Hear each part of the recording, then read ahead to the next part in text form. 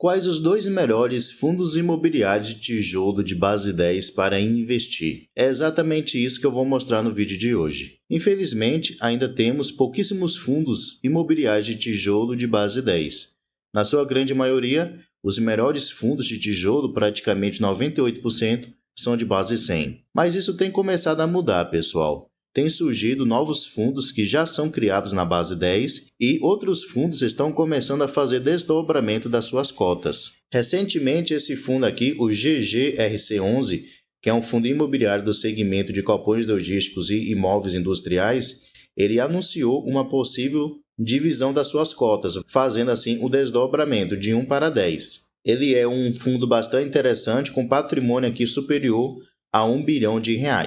Então, como eu mencionei, novos fundos estão surgindo e outros querem realizar o desdobramento. Mas quais são os dois fundos imobiliários de base 10 que temos disponível para investir no momento e que tem aí um alto potencial de crescer bastante nesse ano de 2024? O primeiro fundo é o AJFI11. Ele é um fundo bastante recente. Começou a ser negociado aí no mês de novembro de 2023, então faz aproximadamente aí 3 meses de existência, e ele é um fundo do segmento de shopping. Eu pessoalmente acho que esse fundo ele vai crescer bastante nesse ano de 2024, até porque saiu uma notícia recentemente bastante positiva sobre esse fundo.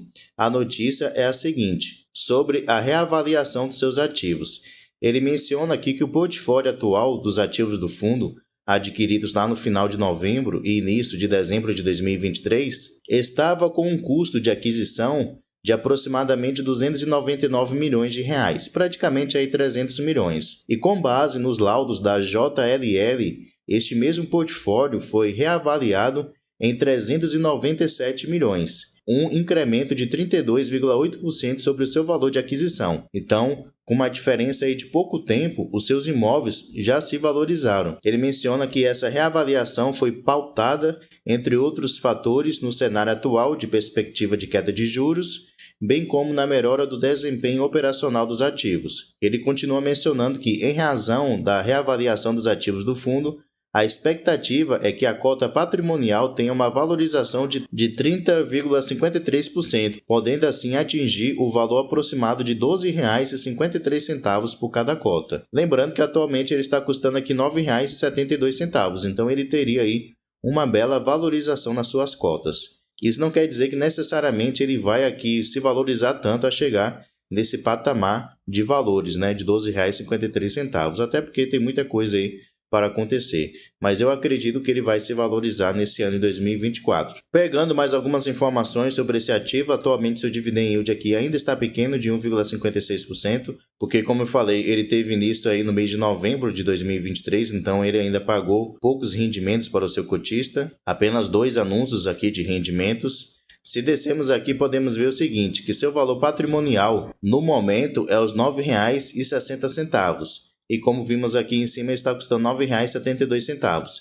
Então ele está ali muito próximo do que seria o seu preço justo.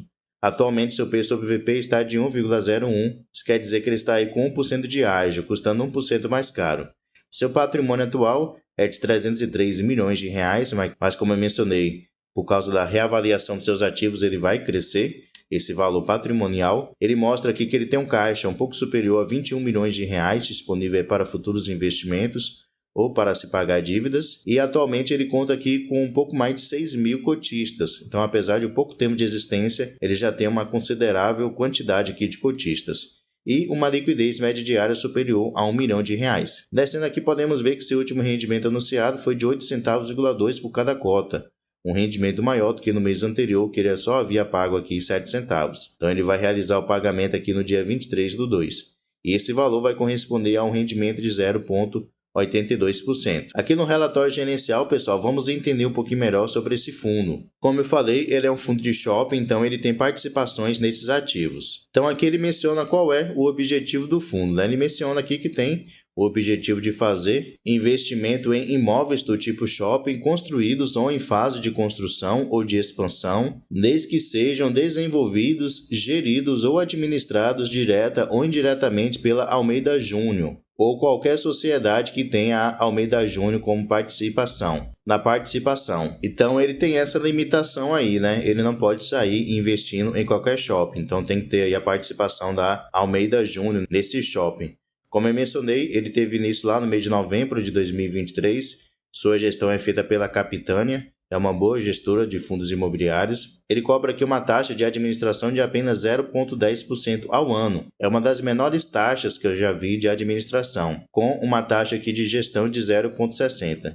Então, ele vai cobrar aqui em taxas de administração e gestão, no total, apenas 0,70%, que continua uma taxa realmente muito pequena. E aqui não menciona nada sobre taxa de performance, então é provável aí que não cobre. No total, o AJF11 ele tem participação em 6 shopping centers, todos eles localizados lá no estado de Santa Catarina. Então aqui ele vai mencionar qual é o nome do shopping, também a sua localização, o tamanho desse shopping, a participação do AJF11 em cada um deles.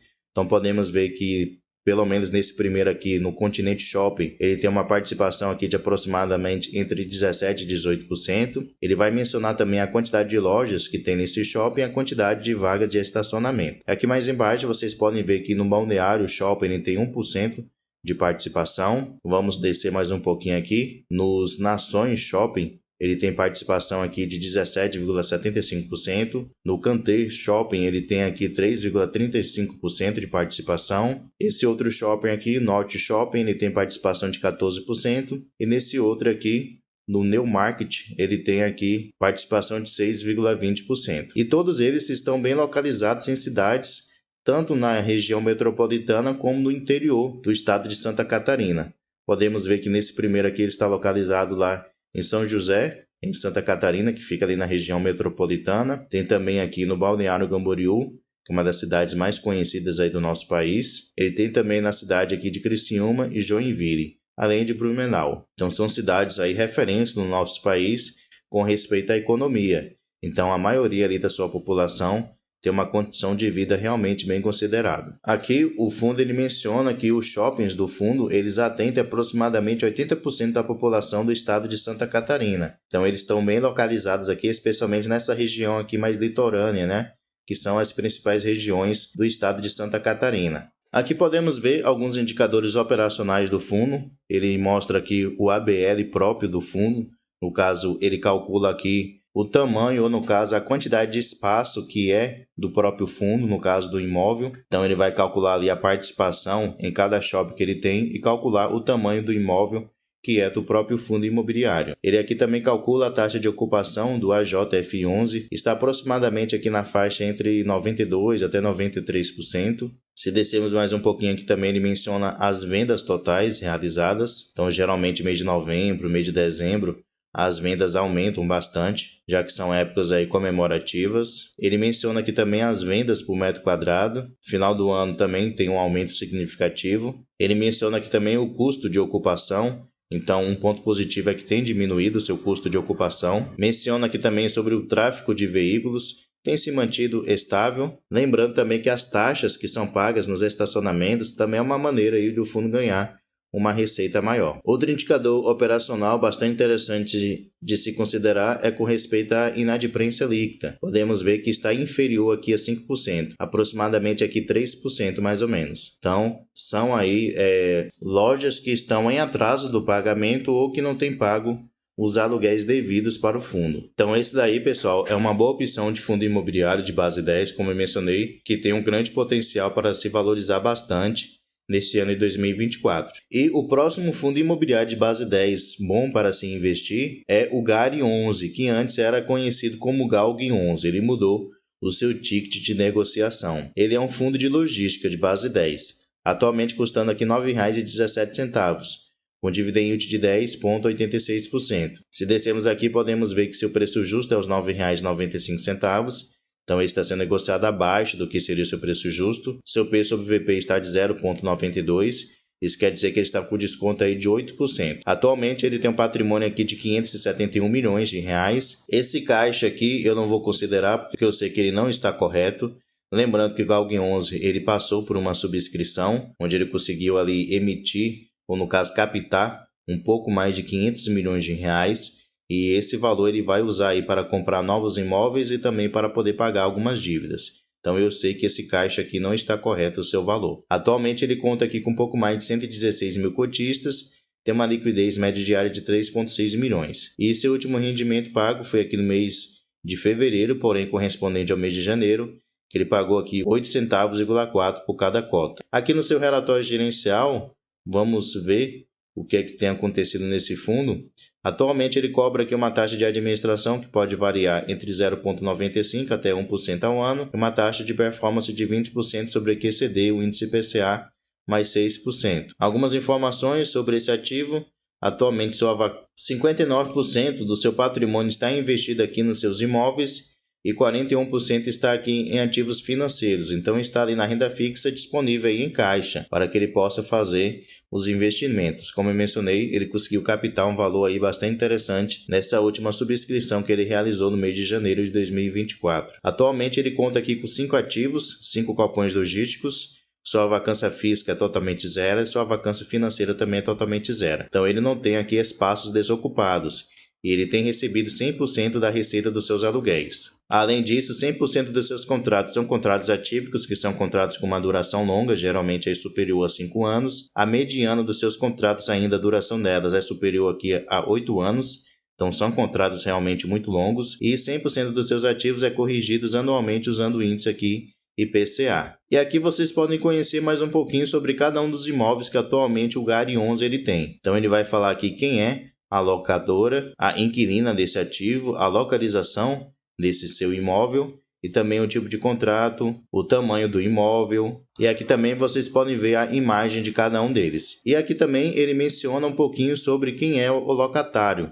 Então ele faz aqui um apanhado sobre a empresa que atualmente é a inquilina desse imóvel. Então ele menciona aqui que é a Souza Cruz, desse primeiro imóvel que eu mencionei. Essa empresa está presente aqui em mais de 141 países. Teve uma receita no ano passado um pouco superior a 193 bilhões de reais. Então é uma empresa realmente aí muito grande. Também ele tem a BRF como uma das suas locadoras, como uma das suas inquilinas. Atualmente essa empresa ela é locatória de 2 imóveis do GARI 11, uma localizado lá na cidade de Vitória de Santo Antão e a outra aqui localizado na cidade de Salvador, na Bahia. Lembrando que esse imóvel aqui ele recebeu uma proposta de venda, então provavelmente o GARI 11 ele vai vender esse imóvel com lucro e, consequentemente, ele vai repassar esse lucro para os seus cotistas. Aqui ele menciona um pouquinho mais sobre essa empresa, a BRF, presente em mais de 90 países. Só que no Brasil ele tem mais de 38 fábricas e mais 6 ao redor do mundo. Teve uma receita média no ano passado de 48 bilhões de reais.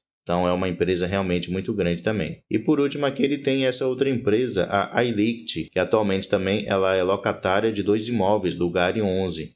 Uma localizada lá em São José dos Campos, em São Paulo, e a outra aqui localizada lá na cidade de Canoas, no Rio Grande do Sul. Então aqui vocês podem ter mais algumas informações sobre esse imóvel e também aqui sobre a sua inquilina.